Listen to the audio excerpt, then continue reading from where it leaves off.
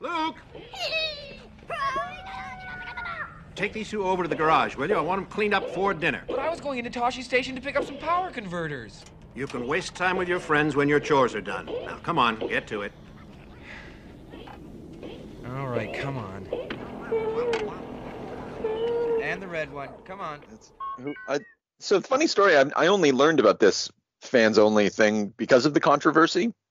Yeah, I wasn't surprised to learn that it was like a sex trade website for celebrities. You know, like what? Who's selling it's just like it's kind of like it's like a more everybody and their dog, man. It's like more of an intimate thing. If I just want to like pick out some random person who's decided to expose themselves on the internet, I can subscribe to them for like $26 a month and get that like personal touch. It's you know, all right.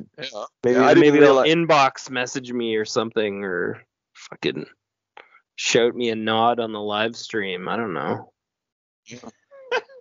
That's exactly it. Oh, yeah. All right. Well, maybe that's where we're going to start supplementing the Extinction Agenda. Our own fans only account. Then they'll definitely ban that shit. What do you got? Yeah. Fuck. Yeah, you'll have to start soliciting fucking. I'm not even sure what kind of porn that would be. Well, I was just talking about like just exposing myself. You know. Glory hole porn, you know. Yeah, just I was from gonna the say just set up a webcam and just do fucking laundry in the gungeon in the nude. Yeah, there we go. There's got to be a market for that shit. Fucking Surprise, man. nude basement dungeon dude does his laundry. Look at him, he folds it so nicely. I learned how to do that in a fucking clothing store. Someone's me gonna too. appreciate that. Yeah, I'm actually, with me you, too. man. Yeah. Actually, That says I'm a something about fucking- our generation, doesn't it? it does I'm that a- every one of us has worked in a retail clothing store. It knows how to fold a shirt. Welcome to the fucking. What are we, geriatric millennials? Oh, I think so. I don't know. I think actually this is what rather than we got to think about the similarities between the generations, and I think that's definitely something that we have in common with the youth of today. Because where the fuck else are they getting jobs when they have jobs? You know, they too are selling clothing to their you know, fellow teenagers, young adults, shit like that. It's true. We gotta rise up. We found a common language. We just fold shirts at each other. Mhm. Jesus. Jesus. The only difference between us and Generation X is the 1977 edition of Star Wars: A New Hope. Oh, way to go, man. That was Wow, great. that's nice. Yeah. Oh yeah. Wow. I was wondering how we're going to come around to this, but Yeah, I you tried took the shortcut, earlier. man. Yeah. No, that was so yeah. I don't know. I think everybody still has the Star Wars, but they don't have like the despecialized edition. You know, everybody nowadays definitely only has the fucking George Lucas tarted up version with CGI Yeah, and like shit. my good friend Nathan, he's a millennial. He's quite a bit younger than me. Fuck you, Nathan, if you ever listen to this. He doesn't. And he told me that the Jar Jar trilogy was the greatest of all time. And I was like, that's because you were a stupid ass kid at the time. It is the worst. The worst. It's worse than the new shit. Way worse. I have a fondness for the elements of the Phantom Menace, but otherwise I super agree. I agree with you, Somerville. Yeah. Yeah. We'll get into Oh, you that. got a little Phantom Menace love as well there? Yeah, like a bit of Ray Park sword choreographing is about it. It was more the story for me. Like, I'll get into it. The midichlorians don't even go. That's enough. No, not the Mandalorians. The whole set. No, the Metachlorians. They fucking one thing they added with you know, to measure the Force. You know, that was stupid. Anyway, let's talk about this movie. So we're pretending, I think, that we're, you know, at least this is what I did. I pretended like no other Star Wars movies exist. There's just this thing that dropped on fucking kids in 1977. And I tried to accept it, you know, as that thing. because nobody knew that this was going to become Star Wars, right? Least of all George Lucas. And I don't know. I still find it incredibly boring, but I came away with I'd say much stronger appreciation for what this movie both looks like and does. It's just got a shitty fucking pace, and George Lucas, because of his history in experimental film, he just likes to let the camera rest. Like he likes documentaries, so he just the camera just sits there so often and it looks at things in a way that the later movies don't. Like this, no one else, and this is Lucas's only, I would say, vision, and then beyond this, it's all product. Yeah. I'm noticing what you're saying before, now. Yeah, me too. Yeah. They're just thinking about the camera work, even sitting in Obi-Wan's house and having him sort of give the rundown, Yeah, it's all these wide shots. I'm watching the movie right now, and they're finding Uncle Owen's fucking charred body. Oh my god. Oh Jesus. I was gonna bring that up too right away. The Empire didn't commit okay, I'm sorry, I shouldn't say the Empire didn't commit atrocities. They blew up a fucking planet. I'm just saying that they didn't commit real on-screen horror atrocities at any other point, I don't think, except for this first movie. They butchered his family, and I guess they torched them, and that's they're out in the desert. The house is off to the left, so they actually they must have just hit him with the flamethrower and just roasted him and his wife just out in the old landscape there. Not telling us what we want to know. That. I mean, that's fucking dark, man. Yeah, and I'm looking at Princess Leia's about to get fucking injected as part of the interrogation. That little balls coming in. You're later on, Han Solo does get tortured, right? But it doesn't. It just looks like some sparks in his face. It looks like he's oh, this is gonna suck, but he's not really tortured. Yeah, he was blinded and shit. It was pretty good. But they also Obi-Wan fucking chopped those guys up in the bar. They started a bar fight. Yeah. He just fucking took it upon himself to lob that guy's arm off. And then he he goes ahead and just basically disembowels his buddy, and they're just howling on the floor. I'm watching him burn those Jawas right now after the massacre. There's a lot of it's darker. It's darker than anything that we see later. I don't know, Adam. What stood out to you this time? I know all of us have seen this movie a billion times, or had you seen this? Yeah, I've seen a lot. It's probably out of the original trilogy, the one I've seen the least for, I think, obvious reasons. But yeah, no, I think a few things definitely stood out. One of them was sort of going back to your comment about everyone has the newer versions, and I'm definitely guilty of that one. I watched this one on Blu-ray the first time I watched it on Blu-ray, and the George Lucas CGI late 90s and subsequent editions, they look like shit. They just don't stand up. It looks like just bad CGI, but otherwise it just looked really nice. I think having it sort of redone in higher definition just took away from some of the campiness for me. It looked really nice. I think I really noticed though too, and you guys might remember this, but I've always been a fan of John Williams, his score musically on this, and it I don't know what it really popped out in this for me, how much the score actually added to the movie, because there was a few scenes where there wasn't any music, and I was it's not the same. And yeah, I don't think John Williams gets enough credit in this one. His whatever conducting or whatever composition is just amazing. What else stood out to me this time? I tried to take the similar view as you in terms of pretending that I'd never seen this before, and I split it up over 2 nights because I forgot it was fucking 2 hours and 5 minutes. And when I stopped after the first night, I was would I keep watching it? And I was yeah, I would. It was I was interested, even though it was a slow pace. I didn't appreciate this before, but fucking Rebels look like shit. Like they're just like compared to the Empire, their like uniforms are all like fucking kind of baggy. They have no armor, and like their helmets are all fucking terrible and stupid. No big fucking surprise here, but Luke was just a whiny motherfucker. Like, Yeah, fuck. Jesus. I want to learn the ways of the Force. It's just like, oh, I want to go into town and get like power converters. And then, like, Uncle Owen just like, was like, you can waste time with your friends later. We got a harvest coming up.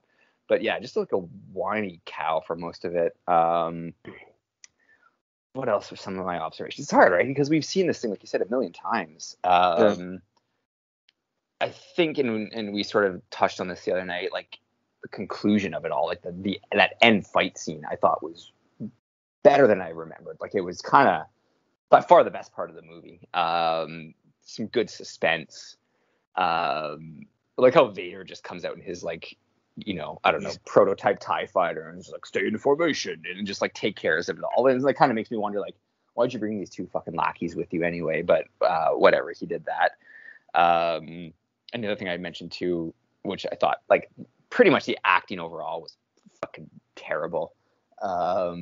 Except for Alec Guinness, which I was just like that first scene in his home, in Obi-Wan's home. And I was just like, this poor talented actor is just fucking surrounded by these amateurs. Like you could just tell, like all of a sudden, like he delivers the lines so much better. And just reading about how he felt about the movie, I was like, yeah, I could understand how he was just like I think I described it as like, a man amongst like kids playing dress up, and that's kind of how I like looked at the rest of the movie whenever he was involved. But because like Lawrence of Arabia fucking showed up, fucking Lawrence of Arabia, exactly.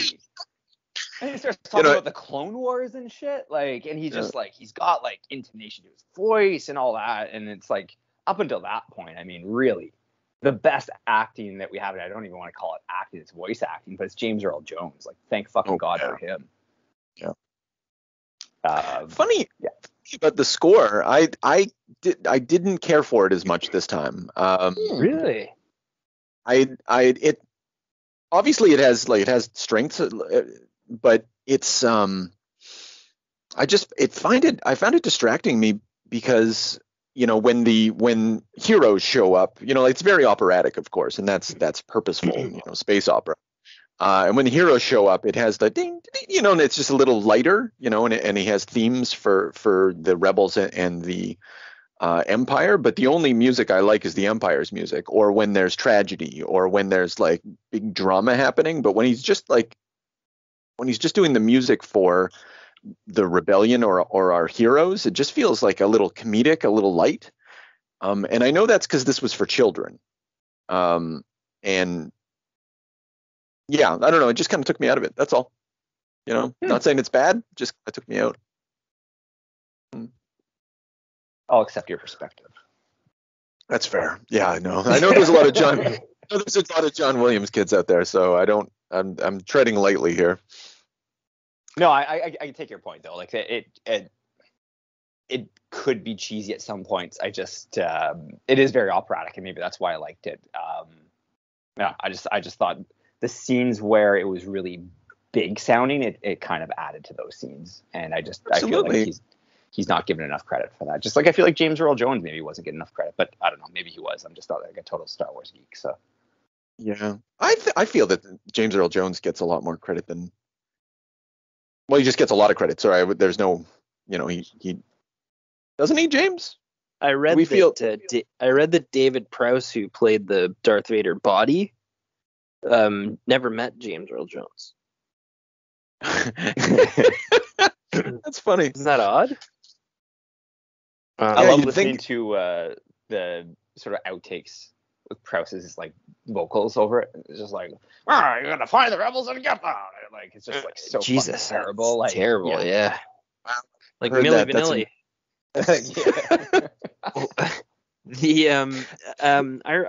I don't know. I liked it. I liked the movie. I think that Kate pointed something funny out. Actually, we were watching it, and she said that she found the acting to be like a play. Like sort of like almost like deliberately hokey. Like they were like delivering the lines with that like sort of like extra camp. Kind of. Can I comment on that for a sec? Yeah, please. Okay, so Lucas, in the, and this is in the Ritzler book that you have, that Making of Star Wars. Yeah. Lucas, pretty much admits that he's a shitty dialogue writer. He brought like 2 other guys in to try to punch up the dialogue, but even Harrison Ford gave him shit during the movie. I can't read this. You put it on the page, and I can't read this out loud. And so a lot of it, sometimes, especially with Harrison, is ad lib. He's just kind of making it up and riffing off the dialogue, and Lucas just lets it happen because that's kind of what he was looking for. But it is, it's stagey, because I think because Lucas, he's not a good dialogue writer. It doesn't. Oh, it's so awkward. Yeah, it's funny that you say that too, because Harrison Ford actually was one of the only other actors, other than, like you say, like maybe Alec Guinness, that didn't come off as like really shitty and rigid. Like he had like charm and charisma, and like added, like he had like a flair, like he was big on natural screen. Yeah, and I mean, like that's, clearly, obviously, he's like one of Hollywood's premier leading men forever. So I mean, that's what you got at a young age too. But I mean, like I still feel like that you can kind of clearly see what you're saying, really. The Peter Cushing, let's not forget Peter Cushing. The what's his fucking title? Star Wars people listening are going to be so fucking pissed at me right now. I can't remember his goddamn name. Something Maul. I'm gonna look it up. Oh no, the fucking the guy who's bossing Vader around the whole like Grand Moff Tarkin. There we are. There we go. Tarkin, yeah. Yeah. So yeah, that guy's actually good. And I think he's missing from the other movies as well. Because in this movie, Vader is more of a subordinate. Yeah, I noticed that too. He calls him off he calls him off even in one of their boardroom meetings when he's like choking that guy. He's like, basically like, cut that shit out. Yeah, and I think it's like as you wish kind of thing. I was like, oh, that's an interesting dynamic. I forgot. Yeah, and I like that role for Darth Vader. For him, he's so fucking cool. Don't get me wrong, and the instinct is to put him at the center. He's the bad guy, so why do you want Grand Moff Tarkin, right? But it's once he becomes like why did he become the leader? If he was a soldier below a general before, and he was responsible for the loss of the Death Star, why did he fail upward? He should have come back like somewhere in there, like super important for the Empire, but not the Empire. Yeah. Well, unless, I don't know, but who are you going to get other than Peter Cushing to? He had such a hard on for his space station. He kind of went down with the ship, like in a nautical kind of way. Yeah, and his arrogance was his sort of downfall, because I made note of someone asks him, like, there's escape pods ready. Yeah, and he's like, I'm not leaving. Don't be ridiculous. Like, I think you overestimate their chances. Yeah, which is fair. It's but the fact that they have a chance that all is required is one bullet to hit its target, to lose everything. I'd have gotten that fucking capsule, and really, it really wasn't possible, like logistically from any kind of like a piloting perspective. Like, really, it was the fucking Force that did it, man.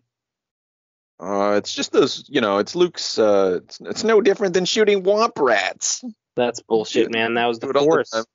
Yeah, it was totally the Force. To that ridiculous religion, Yeah. Also, the scene where Luke comes back after he gets the photon torpedoes or whatever into the fucking exhaust pipe, and like he comes back to their like secret shitty rebel base, which fucking sucked. Like, it looks like a shitty pyramid. Bricks and everything. Way to go.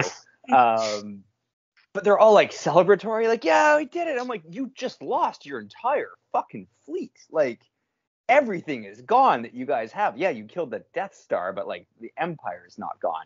I mean, I get it. It's Star Wars, a movie made for kids, so it's all like, yeah, we beat the bad guy, but it was just kind of weird that there was like, Luke is pretty much he was, I think, one of 3 ships that survived, and they're like, yeah, victory, and I'm like, well, I don't know if I'd count that as quite the victory, but yeah, you're gonna need those ships back. Yeah, good luck rebuilding because they're not done. Yeah, actually, the conclusion, all that happens though is they get a medal at the end, and that, I think that part of this fucking, one of the reasons I've always sort of like bucked at this movie is because that's stupid. That's such an unsatisfying ending. Like it gives the entire drama the weight of an Olympic Games. Yeah, and everyone's like, yeah, good Yeah, job, you did it. Yeah.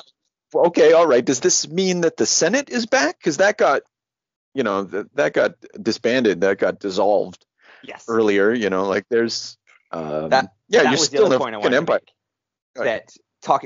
We started off talking about Phantom Menace, and the one thing I really appreciate about Phantom Menace, the only thing I think I appreciate about Phantom Menace was they actually got into like the politics of the whole thing, which I feel like maybe it's just because I'm like a politics nerd, but like it was really brushed over in A New Hope. Like it was just sort of like they talked about the Imperial Senate and then like the Senate's been disbanded and that's it. Like I think that storyline would have been so much more interesting if they would have explored it a bit more. And I think the Phantom Menace did that, but they also added a whole bunch of other bullshit on top of it, so it made it not as memorable. Yeah, because it starts with like a trade dispute.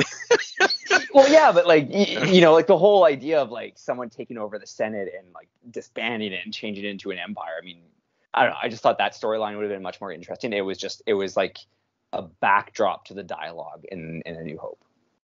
That's funny. It's because, and James, you probably saw this as well. Like literally, Lucas's earliest notebooks about Star Wars is about that process. He's describing the world, and and he's talking about sort of Nixonian fascists have subverted democracy, and and they're abolishing the Senate and created an empire. It's funny because they have like Donnie walk into a boardroom meeting. By the way, we already dissolved the Senate, so that won't be a problem anymore. Like, really, that you made those glorious notes about it, and that was how you laid it down in the movie. Yeah, Didn't have time for that shit. I think one of the other like. Oh, sorry. No, go ahead.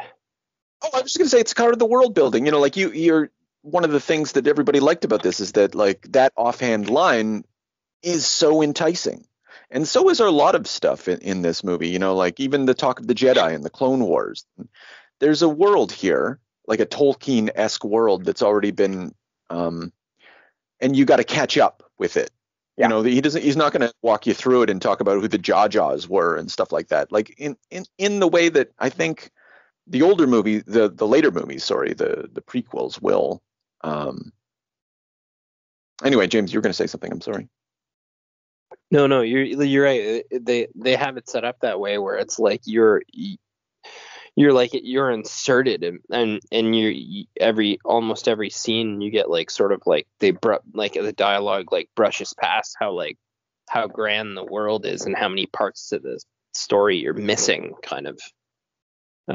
Not to say that everything's like pre-planned genius or anything like that, but yeah, there's definitely like more to flush out that you're missing, which is the allure or whatever. But no, I was gonna say at the beginning too, I didn't really remember how much the droids carry the story, like, or how much it's kind of the story of them.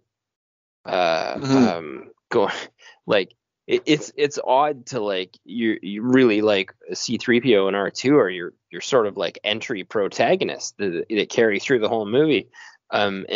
Almost everybody else, they're almost like side characters if you're kind of like looking at it that way. And then and they carry right through to the end.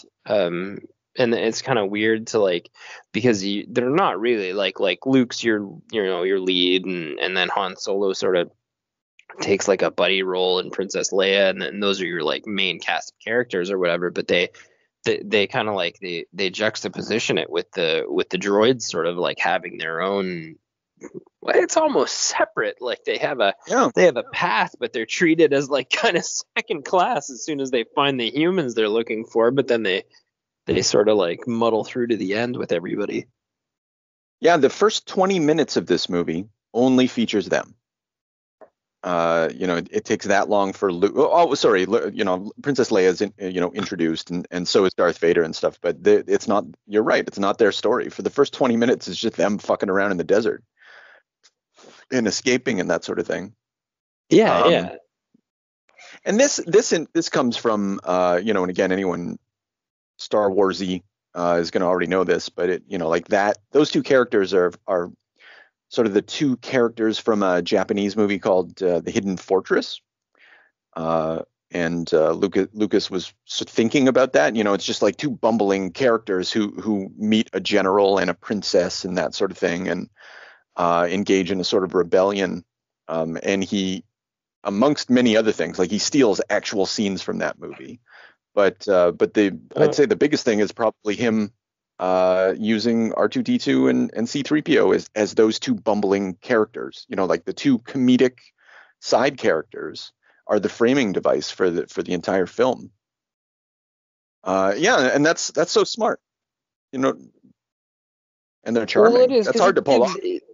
They are charming, and the voice, like C-3PO's voice is charming and iconic, and he's like almost the narrator of the story.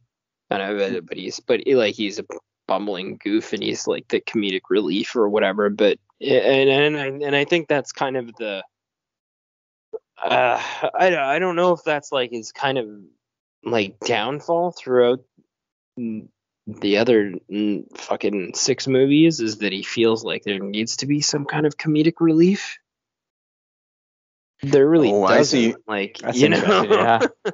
And your narrative doesn't really rely on it. And in this movie, it worked, but you had those characters throughout. So why didn't you just continue to use them in that capacity that everyone already loved, instead of like trying to switch gears? Yeah. I don't want Jar Jar and C-3PO. May as well just fucking club me like a baby seal.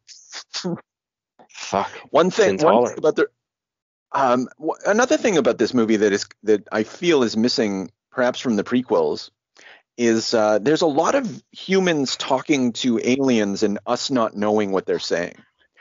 And see, see Chewbacca and C-3PO, not C-3PO, R2-D2. Like, think about it. They're like main characters who we don't understand a single word. They're just like, oh, and it's and that too is kind of mysterious. You're really kind of brought into something alien. Yeah, and having the hilarity of having like a complete like a convenient translator that speaks a million languages there all the time, to sort of like be like, oh, you shouldn't instigate anything with this Wookiee, R2. It's great. I guess the same thing from the alien scene in the bar. He doesn't like your face. I don't either. Yeah, actually, the only thing when they translate Guido, it really stands out. Yeah, it does. Yeah. It's where they went that way, considering that they didn't translate any other ones and just relied on the English actor's response to sort of inform the viewer, right? Like, yeah. Oh, yeah. It was always sort of like, oh, I don't think I should pay you that money, Guido. Like, you know what I mean? Like, you don't need the subtitle there. But yeah, they took a sort of a bit of a diversion on that one. It was weird. Well, I bet it's so extended. That's probably the problem, but I do agree with you. If they were to stick to their guns on that shit, it might have still worked. But it does go on for a long while, and it does, I don't know, it tells us about Jabba the Hutt, which we kind of need to know. We haven't been told about Jabba the Hutt yet. We haven't been told about his debt. We just know that Han Solo needs some money, but not why. Are you guys watching some old shit here on VHS, or is everybody's watching the digital version? I saw the digital one with a shitty Jabba scene. Yeah, me too. I watched the full lipstick Blu-ray one on the Disney network. Yeah. So awful. Yeah, it was so bad. Yeah, Yeah, I stole a specialized edition off the Pirate Bay, where they've ripped out all the CGI and shit and just restored it back to its regular. Well, they had that in. I used to have them on VHS. They had a remastered set, and then they had DVD. Then they had the Blu-rays where they did even more. But they I actually had this like black set on VHS, and they were original theatrical cuts. Yes, They didn't have any of that, and they were. I think they were always better. Especially in A New Hope. A New Hope doesn't the additional CGI at any point in time doesn't really I don't feel like it enhances the movie. It's dated, and then the special effects they used at the time, I feel like there were camera tricks used and there were effects that were used specifically because it was going to be shown in a certain format on a certain type of screen. And some of the fact that the screen was going to be grainy, he used to his advantage. Especially when he's filming like basically space fights and stuff, at the end when you have the dog fight in space and stuff. Mm-hmm. The fact that the screen's going to be sort of grainy and shown in that old fashioned way that's what made it look good, made it look sharp and cutting edge at the time. As soon as you start cleaning that up, you can see how fucking bad it is. So I don't understand the why you'd go through all that to remaster it when people would probably rather see the theatrical cut. But well, that's fucking so another thing I did to bone up on my nerd lessons prior to talking about this is I watched THX 1138, his first science fiction film, and he even fucked with that. Yeah. And it's kind of actually pretty good CGI. It kind of fits because it's very judiciously employed, it seems to me anyway, and it works. But still, you just can't stop fucking with his old shit. I kind of want to see what he did in '70. That would probably look fucking awesome. Yeah, you're right. But the other thing too is with the power of his studio and money and stuff at the time, prior to the Disney sellout and stuff, why does it still look that shitty? Yeah. Why am I looking at a CGI Jabba that looks like it's from an Xbox 360 game? Fuck me, man. You at least, if you're gonna do it, do it. Or keep sit down and bring some animators in, man. God, what was that? Yeah. I don't know. Yeah. They could keep modifying it because, what's the point of modifying it just once? You all right with it. You might just as the technology improves, you might as well just update your special effects because why not? You're going to make $1 billion each time you release it. I think there's our answer. Yeah. Yeah, I guess you're right. Yeah. Speaking of the the grainy quality, one thing I got this from reading about the movie, but really thinking about it, Lucas really codes villains and heroes in the story. The heroes are all dirty. The rebels end up in the trash. They end up escaping through the trash later. In Empire Strikes Back, I think it is. And even R2-D2 and C-3PO throughout this entire movie are all scratched up. They're all fucked up. Even when he gives C-3PO a bath, he comes out looking like shit. And there's something, and then you contrast it against the Apple Studios white of the Empire, and its cleanliness and its orderliness and that sort of thing. And I think that subtle visual cue really adds a lot to this movie. It makes the Empire so much more memorable because they're so clean and so white, and such a good nation. It's really evocative. Well, that's what I was saying earlier about my comment about the rebels. They just look like shit all the time. It's that. Yeah. I think it stood out to me in the last scene. Well, it stood out to me from the start of the movie actually, but it was reinforced in the last scene where those big doors open up and Luke and Han and all everyone's coming down that, and Chewie are coming down that aisle, right? And they're about to get their Olympic medals. And there's these two rebel guards, and they're just dressed in baggy khakis with looks like a staff, and I was like, that's all you have is a staff? Like, what the fuck is wrong with you people? Like, It's a look at what you're up ceremonial against. Like, fucking, like, equip yourselves. Like, Jesus Christ. Like, yeah, no, the juxtaposition between, like, the rebels and their appearance in the Empire is, like, very stark, and, like, clearly, I don't know, I'd probably sign up for the Empire if I were a betting man. Well, Luke almost did as well. He was gonna wanted to apply for the academy. Like, whose academy do you think he's applying for? There's not really much else in town. So yeah, he could have very easily just been part of the fucking machinery of oppression and empire. Maybe ending up, I don't know if I guess, he'll never discover the Force properly. He'll probably just become a heroin addict. Tormented by the feelings he has that he can't explain. Fuck, I'd like to see fucking alternate universe Star Wars. It'd be so fucking good. That's the one I want. Yeah, and then so the egghead that I was reading, kind of pointed out at the end, Princess Leia stays she has imperial qualities to her. She's dressed in all white. She's sort of, just like them, like a stormtrooper, and retains that throughout, but that's because she comes from the, like basically the world that disappeared. The world that disappeared gave birth to the Empire, so she sort of participates in that Senate that, Senates don't just get dissolved, it's because people fucked up. It's because politicians caved in and shit went south. And she's part of that world, and so she looks like them, and sort of emulates it, in that final scene with all the soldiers lined up and that sort of thing. But the only thing that distinguishes her is that she sort of smiles and she's feminine. But basically, like, another imperial order is kind of being born at the end of this movie. But it's the good kind, right? It's the military-industrial complex that you can trust.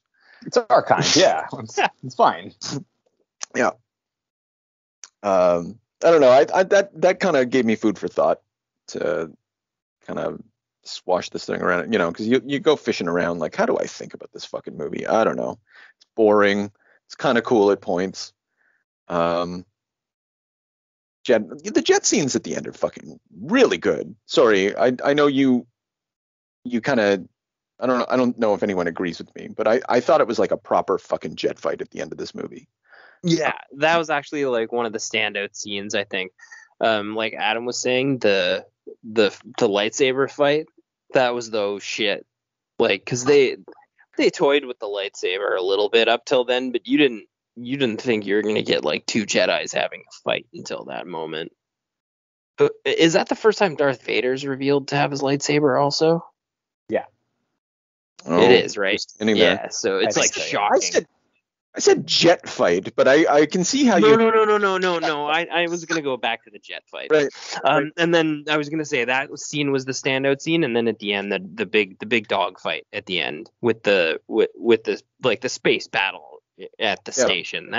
That was like the other shocker scene where you were like, holy shit, this is a proper futuristic space movie. This is a fully intense, like it's like watching a dog fight but in space, and it was, I don't know if a lot of things like that were attempted prior to that, but I was like right on board when that started. Yeah, they like scrambled the fighters and armed everybody, and the lightsaber scene, I forgot to mention that. I thought it was really cool. Like, obviously the fucking lightsaber scenes they're cool, but I mean, it was just kind of, it really stood out to me how, like, this was clear the first time they had this scene, because it was like the fucking, like, the weakest lightsaber fight like that we've ever seen in a Star Wars movie, right? It was just sort of like, all right, let's just kind of tap each other with these hockey sticks, and like, there was no spinning, there was no action. It was just like, I don't know. It was kind of cool. I want to mount a defense of this saber battle. All right. Because like I agree with you. It is easily the weakest out of all of them. But Alec Guinness, they run it more like a fencing match. God, yeah. And there is a scene when Alec Guinness actually spins. I was surprised. Maybe I misunderstood what I was seeing on the screen. I remember it being more like side to side, and there was a little bit more of a dimensionality to it than I had remembered in, having sort of dismissed it in the past. But still fucking sucked, I also kind of felt like it was just like an old man fighting against someone way younger, and Darth Vader could have just easily just handled that, no problem. Like I just felt like the resistance was pretty shitty from Obi-Wan, but again, it was the first scene, so they're probably like. It also really felt like this movie, you could tell, like they were really prioritized Darth Vader's costume, but they prioritized it like at a detriment to the sword fight, because it I can wager you $20 that fucking whoever was in that suit, the actor, I can't remember his name again, sorry Star Wars people, but he couldn't see fucking shit. And I think because of the shoulder, I think the shoulder pads and the chest plate that he was wearing too, I think limited his range of motion for arm movement as well. So he looked ludicrous. He looked like a drunken blind kid swinging at a piñata.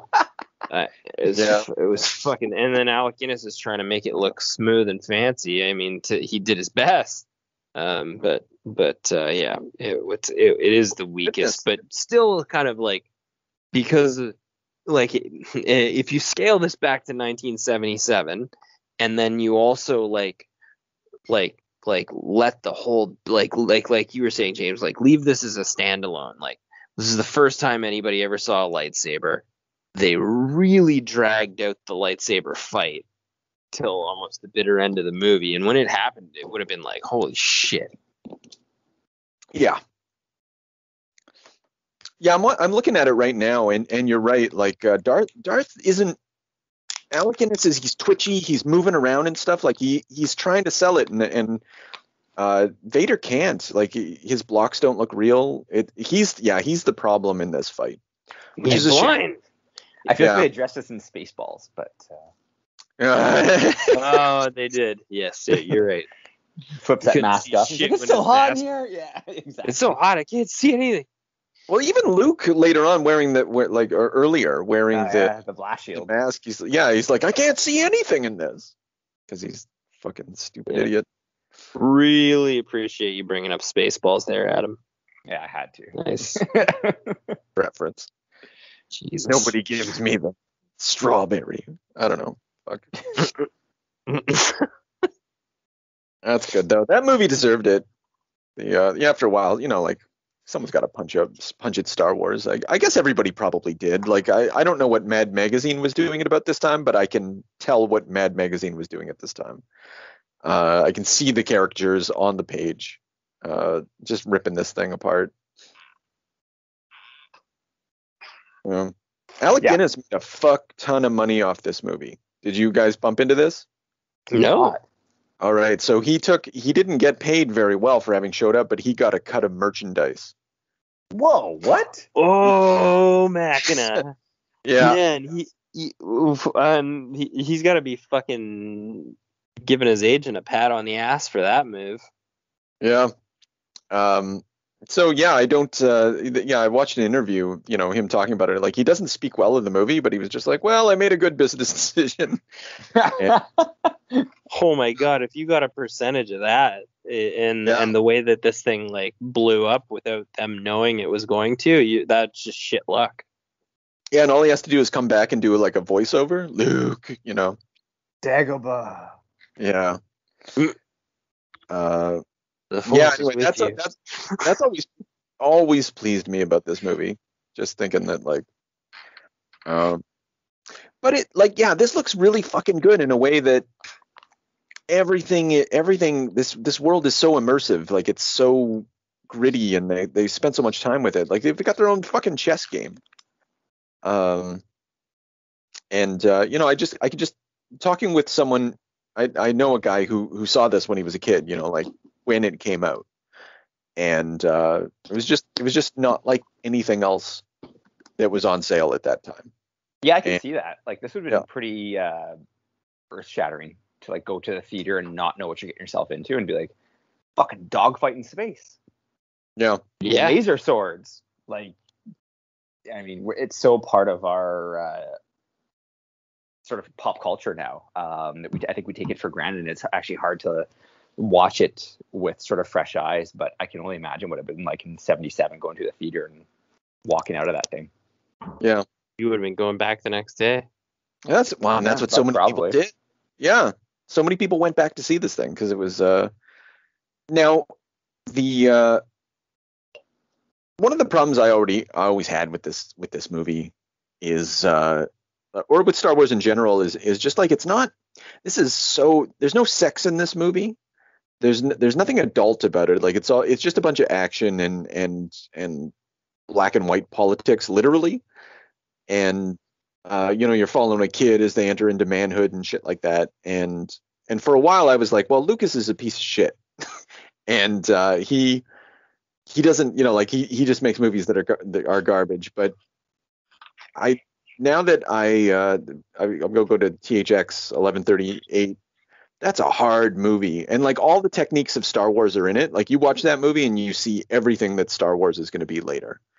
Only you're going to have Robert Duvall and he's going to get sucked off by like some sort of machine while this hologram dances in front of him, and he takes his pills to be a good clone. Jesus Christ, you just sold me on this movie. Yeah, what the hell, man? Yeah, that movie's fucked. That's a tough movie. It's Big Brother plus Brave New World plus fucking clones. And I just didn't think he had that in him. But like something about the fact that he had that in him makes me appreciate this movie all the more, because like this was a choice. Like this isn't some sort of cultural naivety or anything like that. He's not just some kid who wanted to sell his childhood. He wanted to he wanted to sell his childhood, but he wanted to do it in a really cool way. And I don't know. Yeah, it just kind of gave me into that more than anything has given me like a super appreciation for this movie. Because it's not, it comes from a serious place that I didn't know existed. And, maybe that's bullshit, but strikes me as interesting.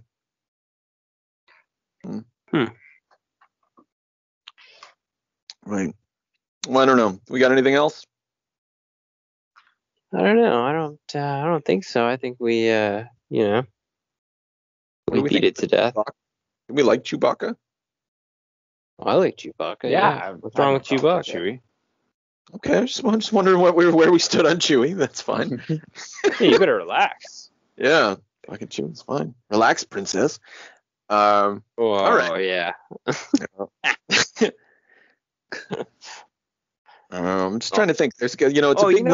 The one little thing that we didn't talk about was like, why did they edit that Han shot first? Did we already discuss this another time?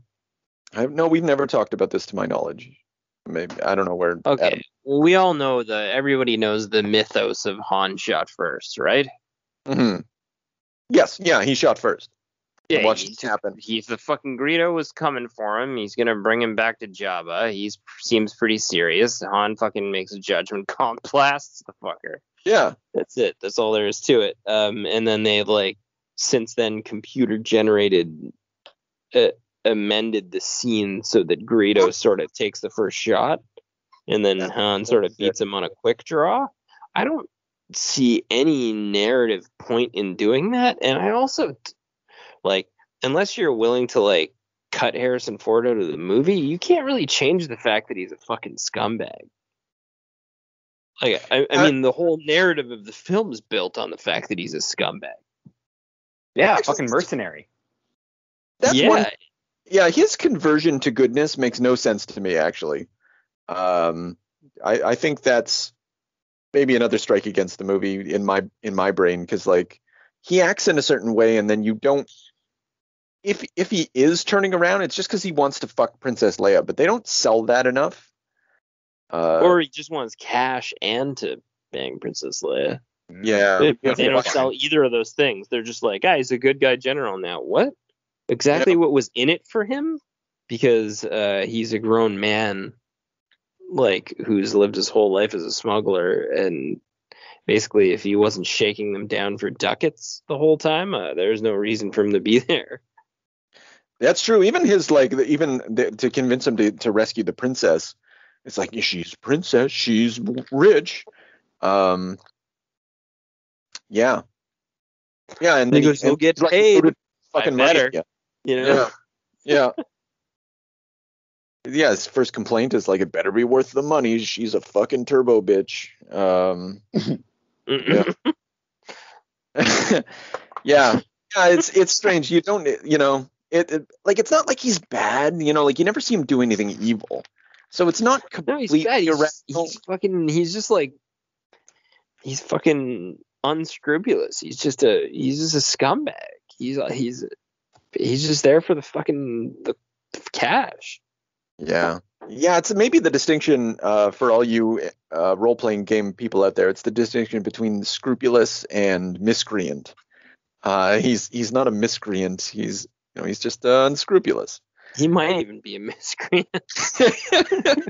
Well, he shot first. I think he should have fucking shot Guido. He did the right thing. No one's questioning. I'm comfortable with that. Nobody questioned that. That's what I mean. I don't know how it turned into a thing. Like, no one questioned it. I think that slimy bug came out of nowhere with a gun on him, made it abundantly clear that he was going to take him in a body bag or not. He had to go. Nobody blames you. Yeah. Yeah, no problem with that. Yeah, and you're fucking at the like outpost bar and butt fuck nowhere anyway. Like, there's no law where you are. Yeah, like, I didn't fuck. Even Obi-Wan established the scene that it was the hubbub of like scumbags and derelict critters from all around the whole galaxy or whatever. And then he goes into a bar and he mows down a couple guys with his lightsaber. No worries there. Yeah, just like Han just walks out of the bar. Sorry for the, he gives the guy some money. I thought about that afterwards. That's a dick fucking move. Because, like, how many bodies does this goddamn bartender, like, bury at the end of the day? Like, 2 goddamn people have died in his bar and no one gives a shit. Jazz is still going. There's a good chance those 2 guys that fucking Obi-Wan chopped up didn't fare well either. Well, that's what I'm talking about. Let's go clean it up. Yeah. Like, there's blood all over. It's like fucking Deadwood over there, but not because they don't go to see how, like, Al Swearingen in space is handling this fucking bullshit. And basically, like, the other thing too is, I don't know if you noticed that everybody saw the lightsaber and they went back to their drinks, man. Good point. They don't want none of that Jedi smoke. They've heard of it. Yeah. The Jedi are like an invisible presence. Obviously, Alec Guinness is present in the film, but I mean, like, that was another thing. Like, that's part of the world building. Like, everybody knows about the Jedi and the Force because it hasn't been that long. It couldn't have been. Luke's only 18? Since fucking Anakin had a kid or whatever. Like, this is still ongoing. The Jedi have only been dead for like 20 years. Less? Yeah, not even 20 years. And also, if there's one around, he's not fucking around. Yeah, he's the guy. If he's a survivor, like, you don't want that, Yeah.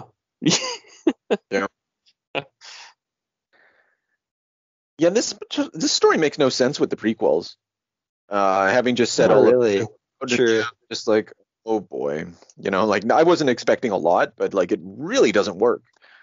The other thing I thought of too that I meant to mention before, but like talking about prequels and Skywalker, I love that, like, they made no effort to, like, change his name. Like, it's like, oh, Anakin Skywalker turns into Darth Vader, has a son named Luke Skywalker.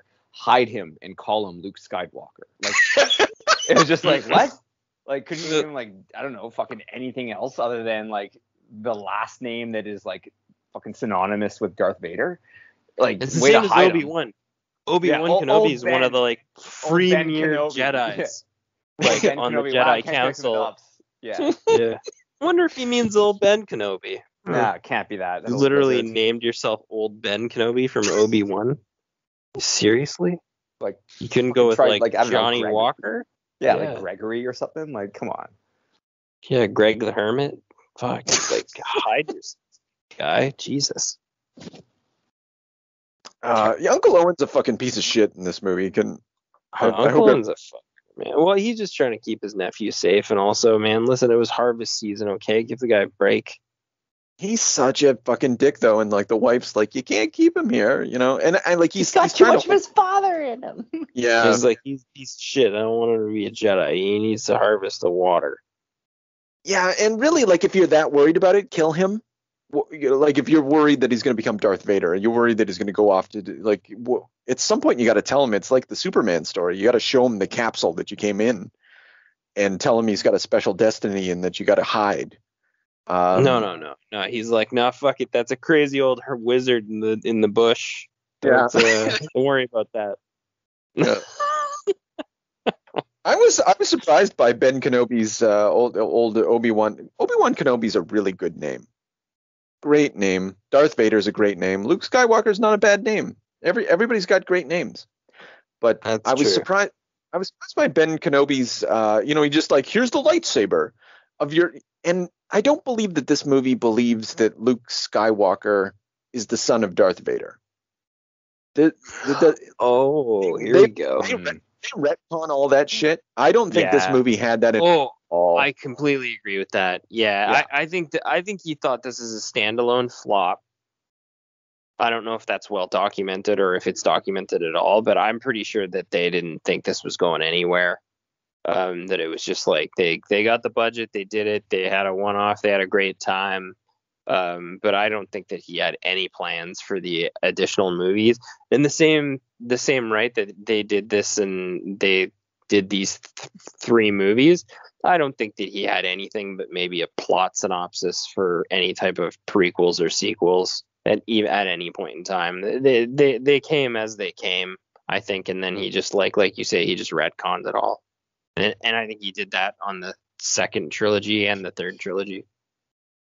Yeah, that seems to me to be the case. And I shouldn't say that. He didn't have anything to do with the third trilogy, really, right?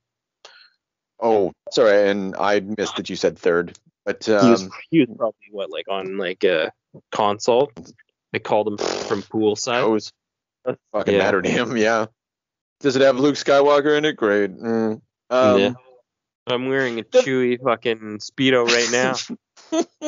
Those prequels, though, they do hew to his original notes, about the dissolution of the Republic and the Senate. I don't, maybe that's a different podcast if we want to go and fucking check out the Phantom Menace and the prequels and stuff like that. That might be fun, but you gotta call it. You gotta dig. We'd have to I think we'd have to follow a theatrical chronological order here if you're gonna do that. Well, you mean we would go to Empire, Jedi, then back? Then to the prequel? Straight to Jar Jar. Boom, boom, boom. As they were given to us. Yeah, and just see the fucking bullshit be just smeared in front of us. Jesus.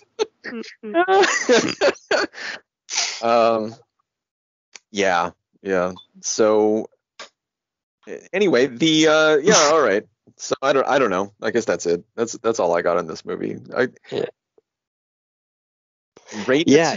gonna let you guys in on a little secret here. IMDb has this baby almost a 9 out of 10. I don't know what kind of nostalgic fucking guys one of my cousins grew up with this. He's about 6 years older than me, maybe 4 years older. No, I think he's 6 years older than me.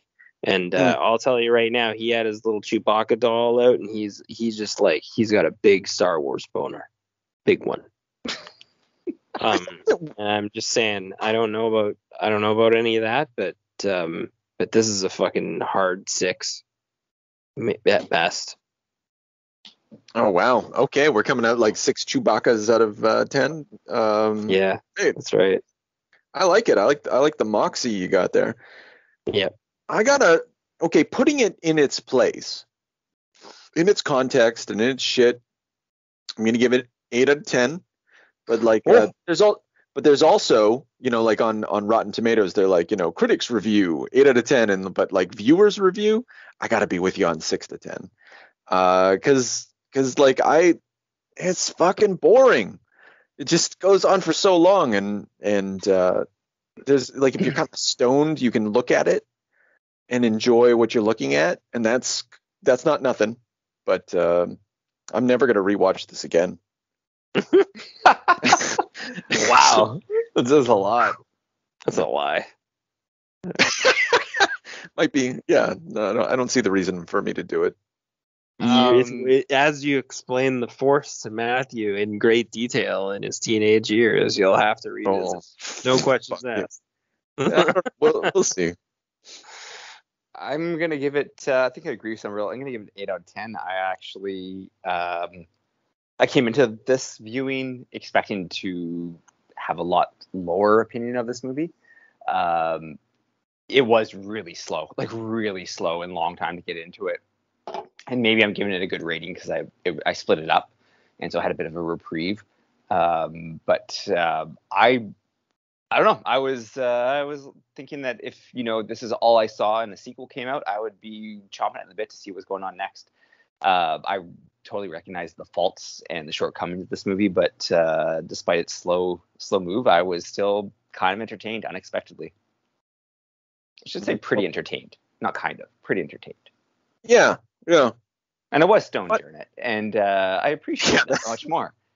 Not the way I planned to be stoned off of it, or stoned to watch it, but I smoked some weed and watched it, and it was good. Yeah, there we go. That's our review. So if you like Star Wars, go out, smoke some weed, everyone. Check her out. Yeah. I mean, I feel like that goes without saying. It should go without saying. In a better world where the Senate hasn't been dissolved. Goddamn Senate. Yeah. Now, all we need is a little energon and a lot of luck.